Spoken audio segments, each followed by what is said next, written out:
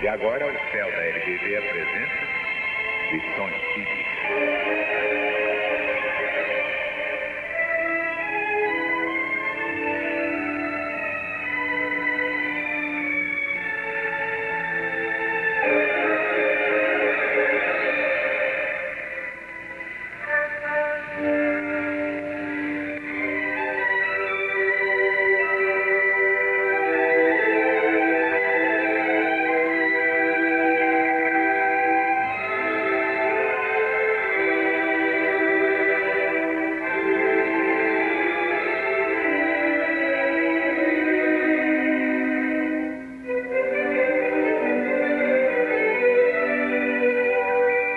Vinham a ser escribas. Exatamente, nome dado a princípio aos secretários dos reis de Judá, a certos intendentes dos exércitos judeus. Mais tarde foi aplicado especialmente aos doutores que ensinavam a lei mosaica, isto é, a lei de Moisés, do Pentateuco, Velho Testamento da Bíblia Sagrada. Os escribas interpretavam a lei para o povo. Faziam causa comum com os fariseus, de cujos princípios partilhavam, bem como da antipatia que aqueles votavam aos inovadores. Daí o envolver Jesus também na sua reprovação. Assim como combatia os fariseus, Jesus combatia os escribas ou doutores da lei.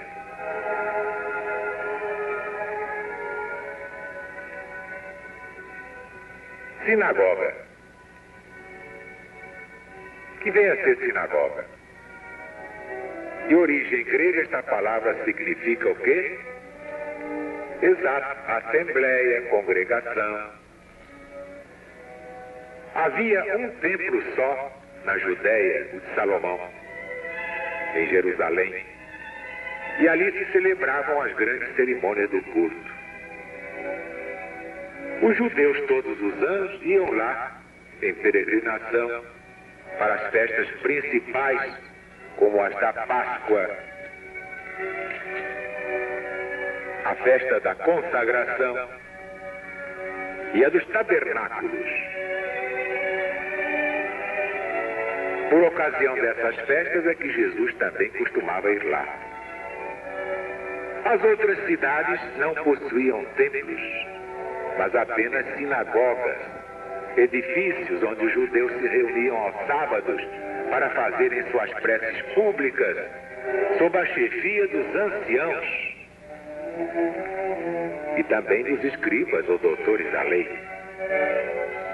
Por isso é que Jesus, sem ser sacerdote, ensinava aos sábados na sinagoga dos judeus. Desde a ruína de Jerusalém e a dispersão dos judeus, as sinagogas nas cidades por eles habitadas lhes servem de templos, exatamente para a celebração do culto.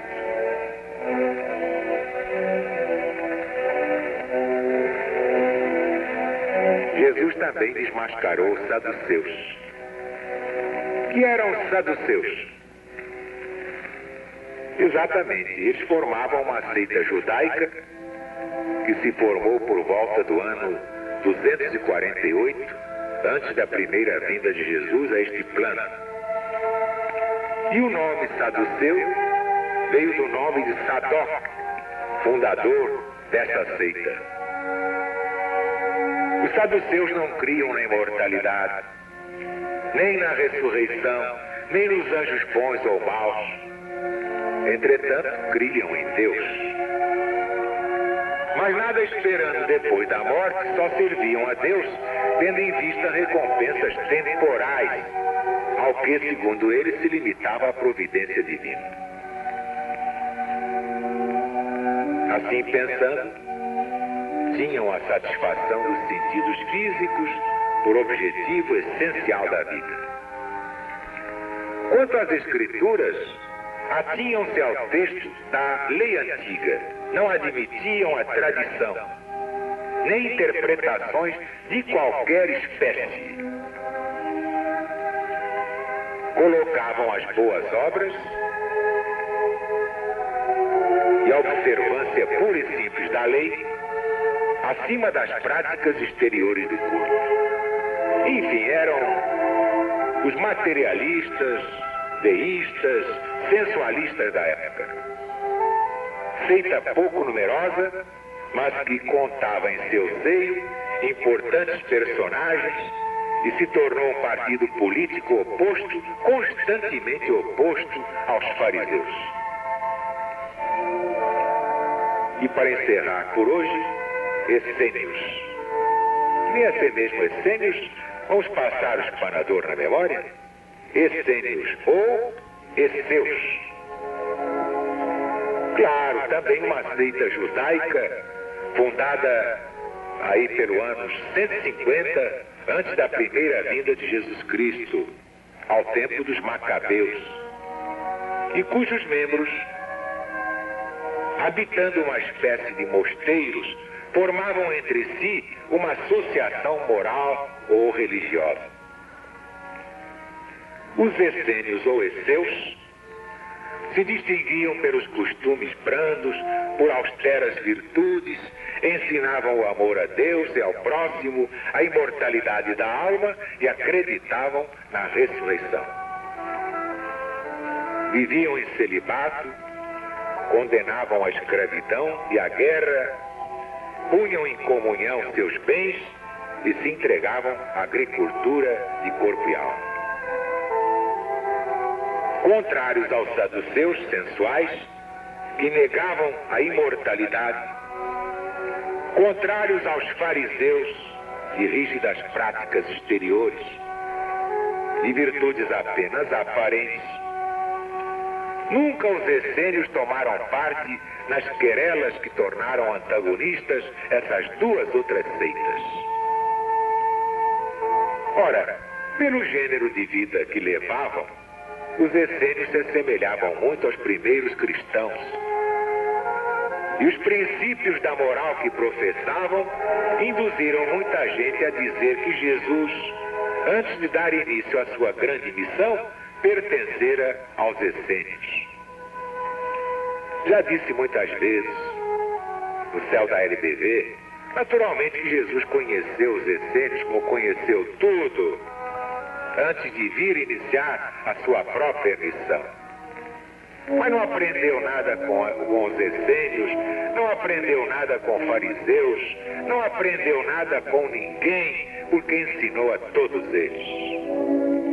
Portanto, dizer que Jesus se filiou aos essênios não passa de uma gostosa piada.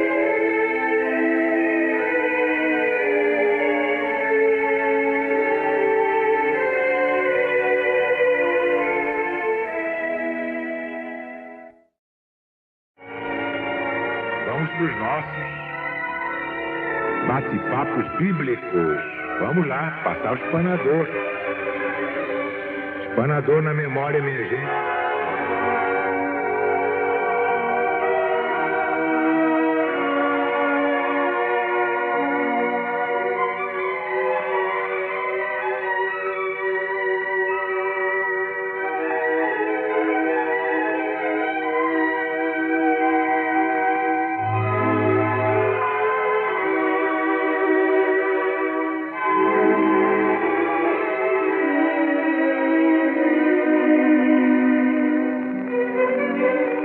Akzib, A-C-Z-I-B.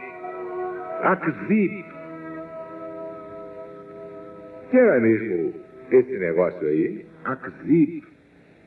Exatamente, mas havia duas cidades com este nome, uma da tribo de Judá. Esta aparece no Gênesis de Moisés, no capítulo 38.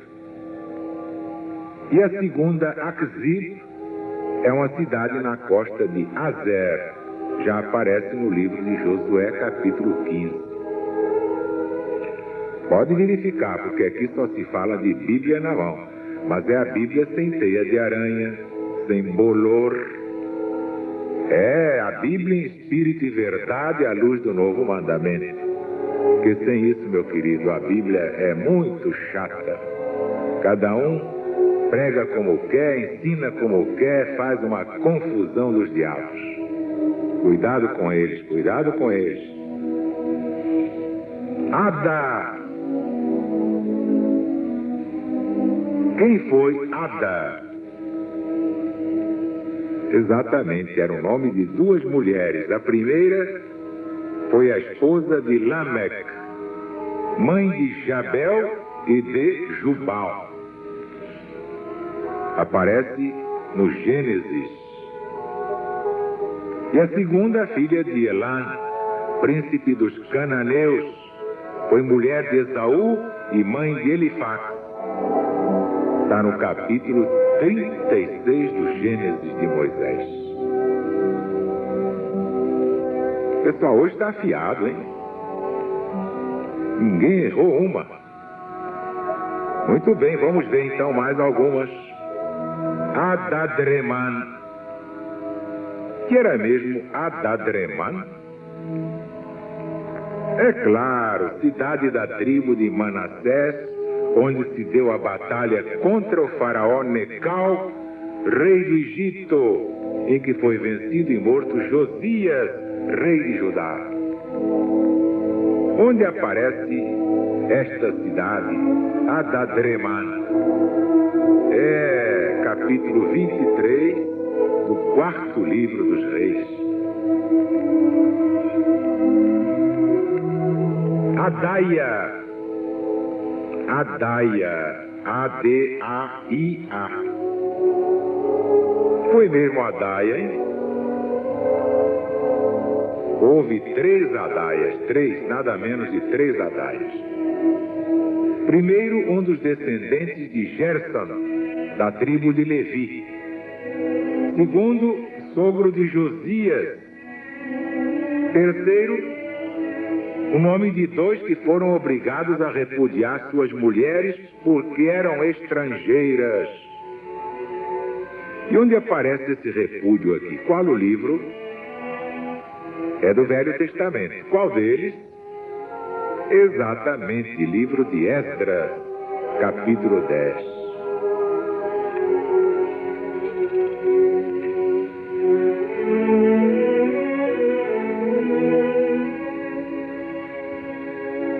Adali, que foi mesmo Adali, pai de Amasa, que libertou os prisioneiros capturados pelos israelitas nas tribos de Judá e de Benjamim.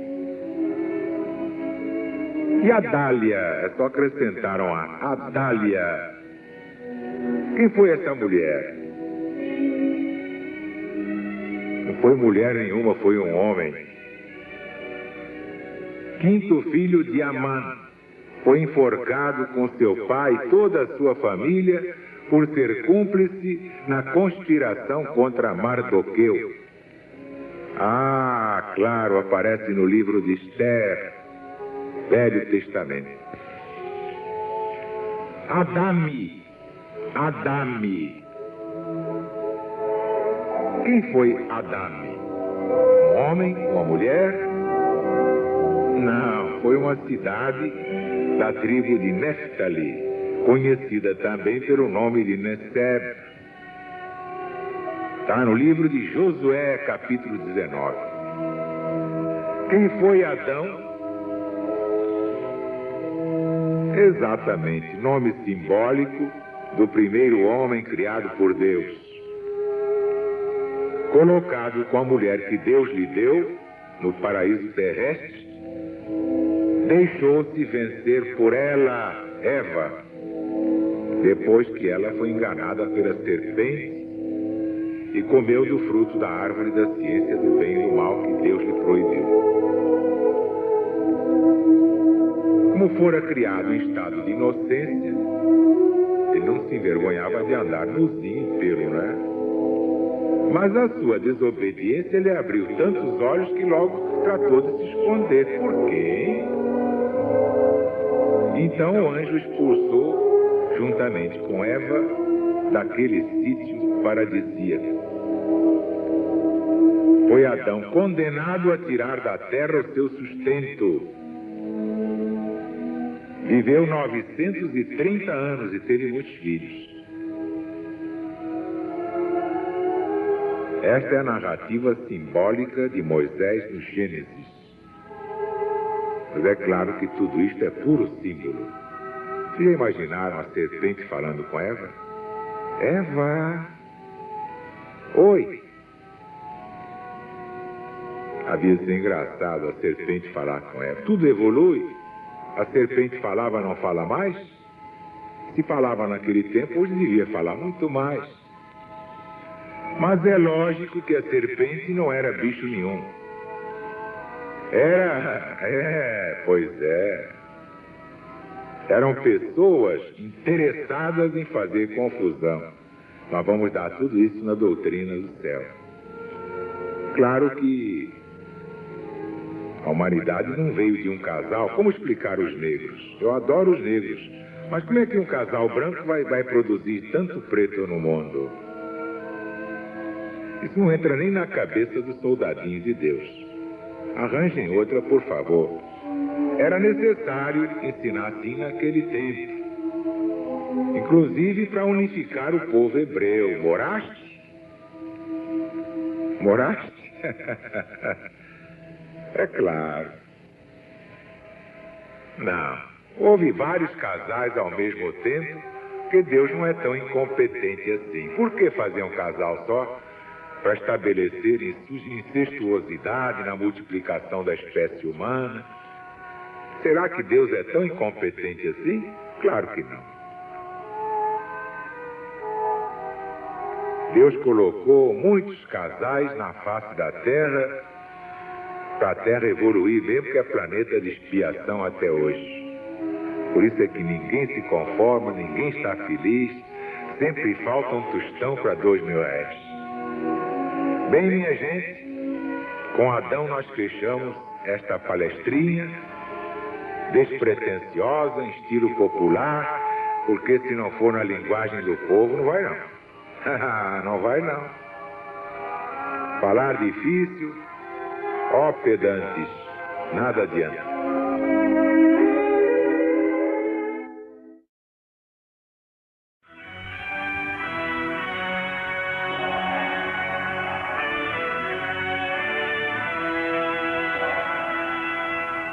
E o céu da LBV, Centro Espiritual Universalista, apresenta lições bíblicas.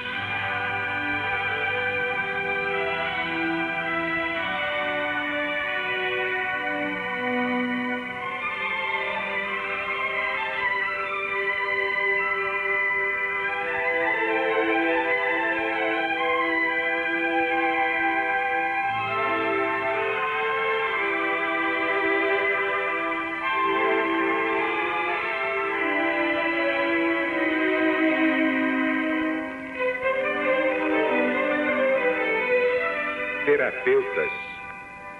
Vocês todos já ouviram falar muito em terapeutas, que vinham a ser mesmo os terapeutas. Vamos passar o espanador na memória? O próprio nome lembra terapêutica. Claro, eles eram curadores, servidores de Deus, curadores. Isso de acordo com a etimologia da palavra. Mas, na verdade, eram sectários judeus contemporâneos do Cristo, estabelecidos principalmente em Alexandria, no Egito.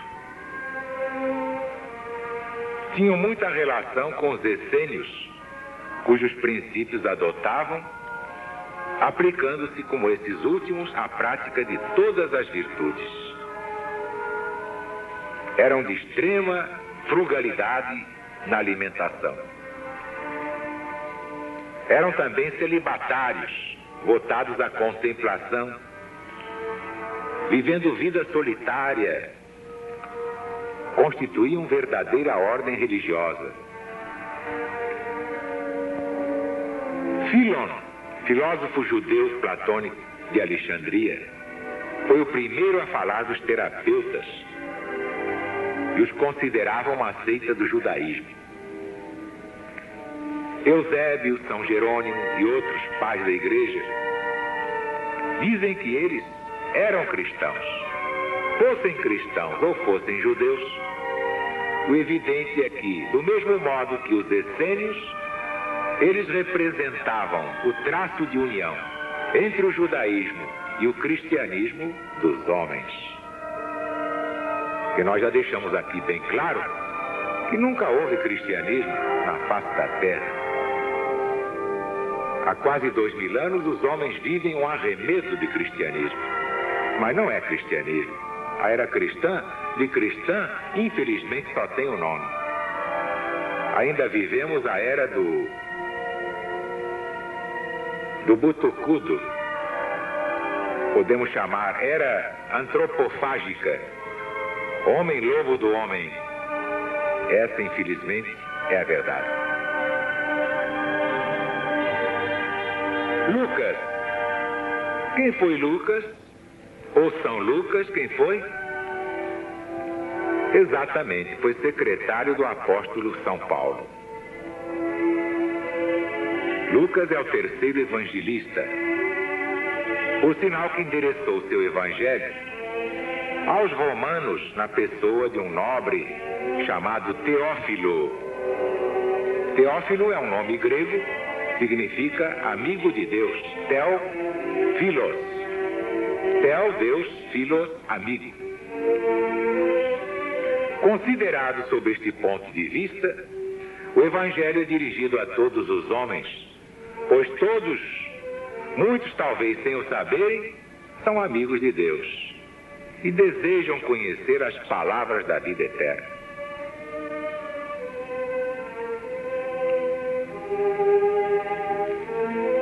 Verbo.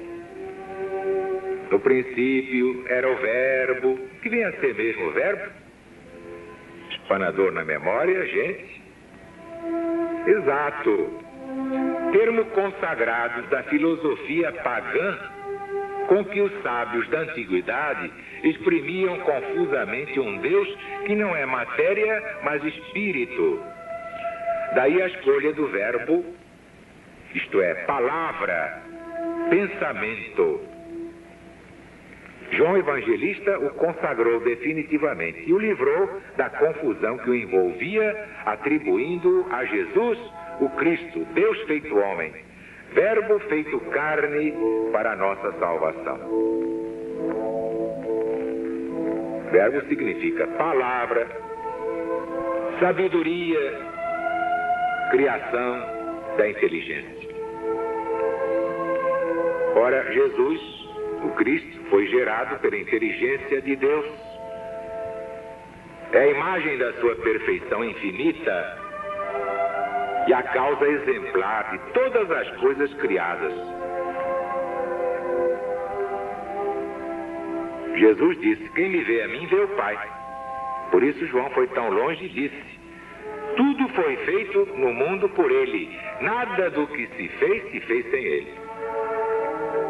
Isso prova que todas as pessoas são naturalmente cristãs. Não há uma que não seja cristã. Ninguém entrou no planeta Terra sem a permissão do Cristo. Portanto, só um cego não entende isso.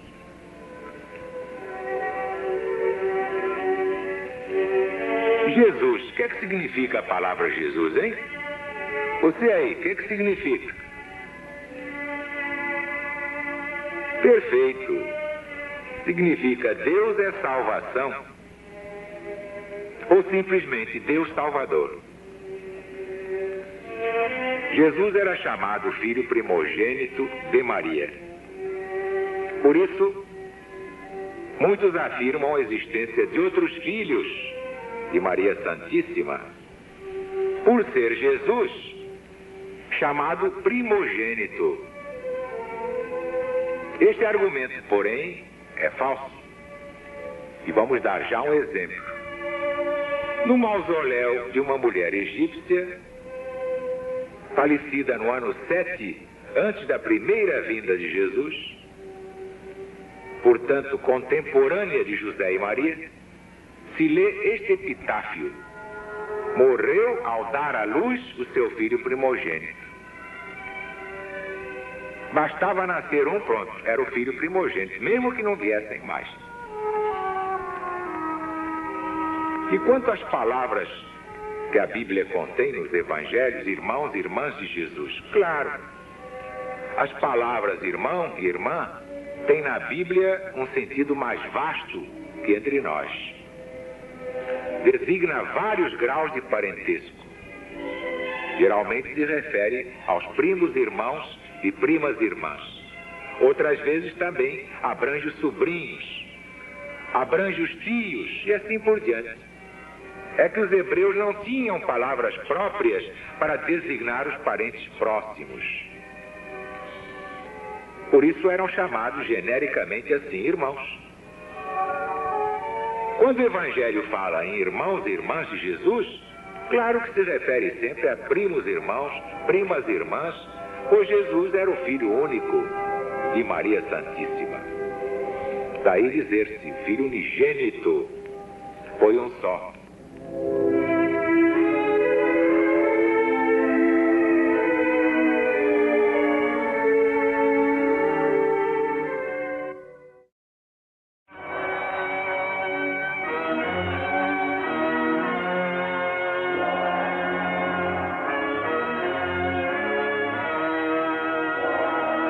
Agora o céu da LBV apresenta lições bíblicas. É a Bíblia para o povo. A Bíblia trocadinha em miúdos. A Bíblia na fala dessa gente prodigiosa, brava gente brasileira. Vamos então passar o espanador na memória?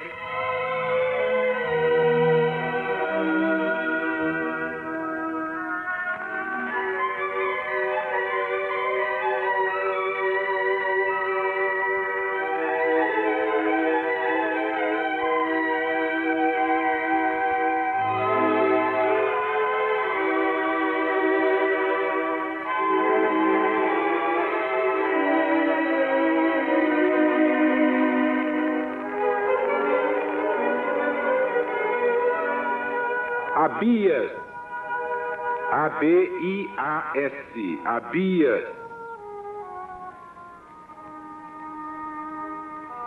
Agora é que vocês se enroscaram. Pensam que é um só? Na Bíblia aparecem 9 pessoas com esse nome. 9. Vamos lá. Irmão de Joel, filho de Samuel, que foi juiz em Berseba. Primeiro livro dos Reis. Abias, filho primogênito de Jeroboão, primeiro rei de Samaria. Esse príncipe adoeceu gravemente. E sua mãe, consultando o profeta Ahias, cuidando alcançar a cura para o filho, recebeu como resposta uma ordem de voltar para casa, onde o doente morreria logo que ela regressasse, e que seria ele o único da sua geração a ser sepultado no sepulcro dos reis, porque os outros seriam devorados pelos cães ou pelas aves de rapina.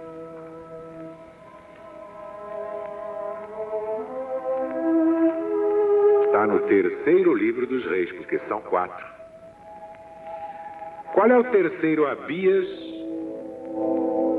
Exato, 5º rei de Judá, filho de Roboão e de Maaca. Toda a sua vida esteve em guerra com Jeroboão. Teve 14 mulheres, e delas teve 22 filhos e 16 filhas. Não reinou mais que 3 anos apenas. Também está no terceiro livro dos Reis. E o quarto Abias? O quarto não foi um homem, foi uma mulher. Mulher de Esrom, da tribo de Judá. Aparece no primeiro livro de Paralipômenos, ou Crônicas. E qual foi o número 5? Também é o nome de mulher. Abias, mãe de Ezequias, Esta já aparece no segundo livro de Paralipômenos. Número 6. Abias, um sacerdote companheiro de Zorobabel. E onde é que aparece este?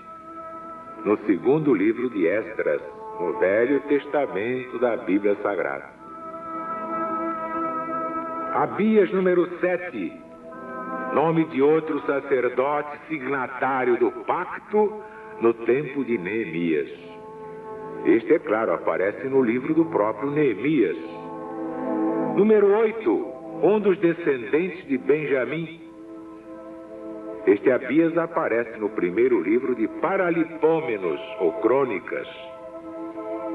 E, finalmente, número 9, um Abias que era descendente de Arão, irmão de Moisés. Também no primeiro livro de Paralipômenos.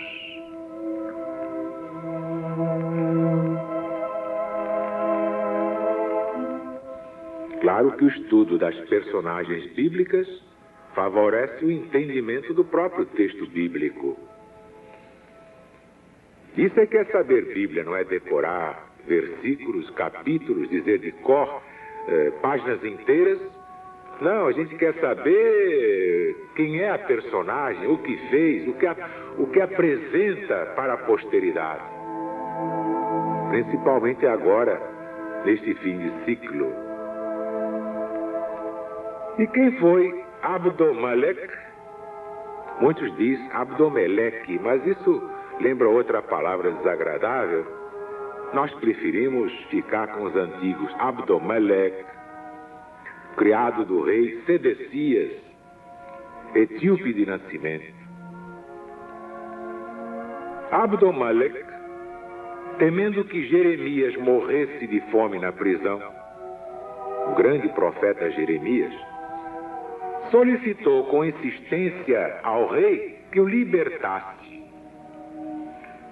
Alcançado o livramento, Deus recompensou sua generosidade.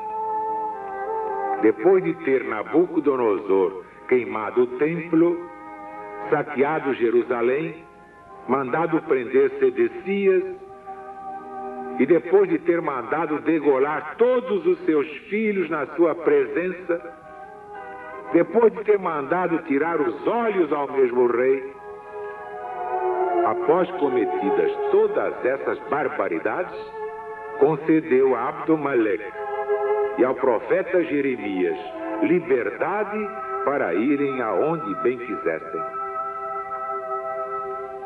E onde é que aparece este cidadão Abdô-Meleque? Que outros chamam de Abdô-Meleque? Exatamente no livro do profeta Jeremias, a partir do capítulo 38, versículo 7.